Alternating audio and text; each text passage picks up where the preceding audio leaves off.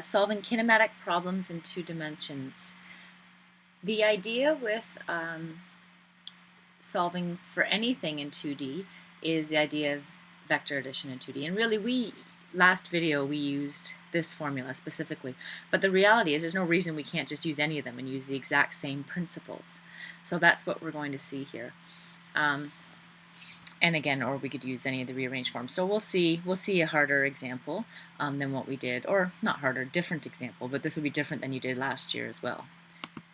So, yeah, like I said earlier, or in the last video, that you can always multiply a vector by a scalar, and what you do is you just multiply the magnitude of the vector, and you leave the direction alone.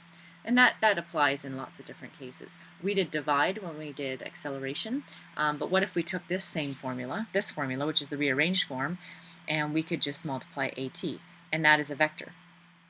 Okay? So let's look at an example. Bird's riding his bicycle. He follows a curve in the road, he accelerates, so we have an acceleration, we have a time, and we want to find his final velocity. Actually, we did do questions like this in grade 11 too, so this is review. So he starts at v1 is 3, there's our acceleration, there's our time, we need v2, and we're going to use this formula, right? There's no distance given, so we'll just use this one. If there was distance given, we would just choose a different one, follow the same steps, okay? But here we go. So we're going to do our multiplication first this time to get a vector with the same units. And what I mean by that, here's our AT is 4, and that's what it works out to.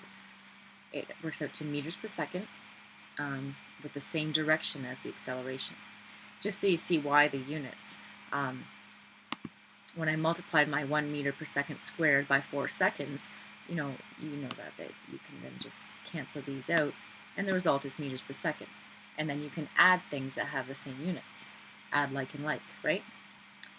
So now that we've got the AT part done, we can choose either method. I chose cosines just because, again, it's fewer steps. So I have my V1, which is 3 meters north, meters per second north, and my AT, which is north of west. Okay?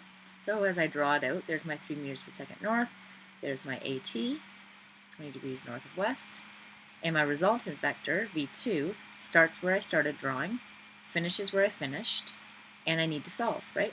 So solve for v2 using cosine law.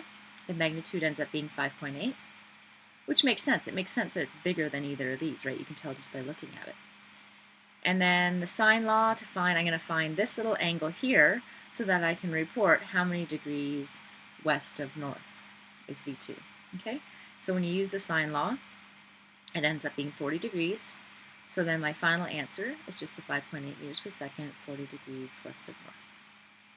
And that's just one example, but you could use any of the formulas, and through your assignment you might see a few different ones, and through our projectile motion work you'll see a few as well. So this is one example. I'm not doing one with every single formula, but I hope you have the idea that it's the same. If you need help with your assignment stuff, of course I can do that.